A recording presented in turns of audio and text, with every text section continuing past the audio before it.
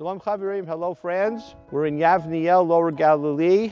I am going to explain to you about agriculture land in Israel. There are different types of agricultural land. Some lands are private, such as this one, but of all the lands in Israel, only 7% of the land in the state of Israel are private lands. There are plenty of agriculture lands in Israel that are in moshavim. When you purchase an estate in moshav, you are not actually a private owner, you're purchasing a long-term lease.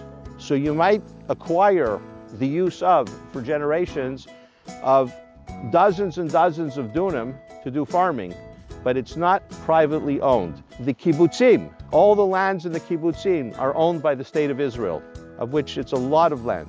These lands are more rare, but they do exist, and this is what we work with.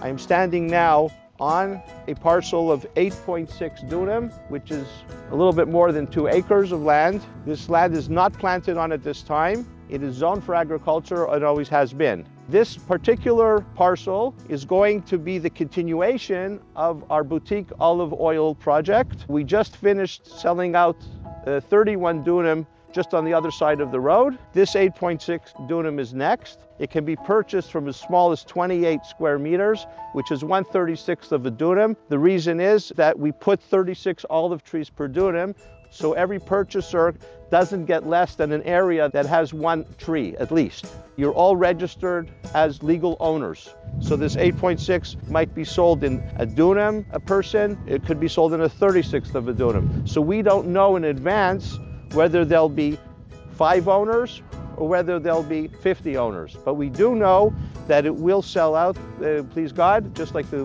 larger one just did, and it will be farmed from start to finish with avodah ivri, Jewish manual labor, from the very beginning until the bottle of oil that's cold pressed from the olives harvested from your land.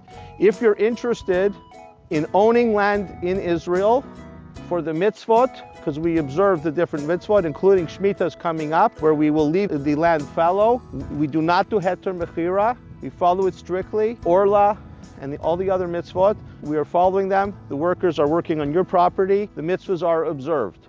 So if you want to keep the mitzvot, this is a good project. If you want to own something for nationalistic reasons, for Jewish pride, that you own something in Eretz Yisrael, actual private land, not a simple apartment or something else, but actually private land, this is also good. You're also, by doing so, strengthening Jewish farming and helping to ensure that the sovereignty of the Jewish people in the Galilee here stays in Jewish hands indefinitely. On top of that, at the end of the 4th year, we begin harvesting each year except for Shemitah, and you get a percentage of the sales of the oil. So there will always be a modest income from this. It's not simply, oh, I gave for a tree somewhere. You actually own something. You can leave it for your children, you can leave it for your grandchildren, you could buy as a gift for somebody, and it will make small income indefinitely as well. If you would like to participate in this growing project, contact us.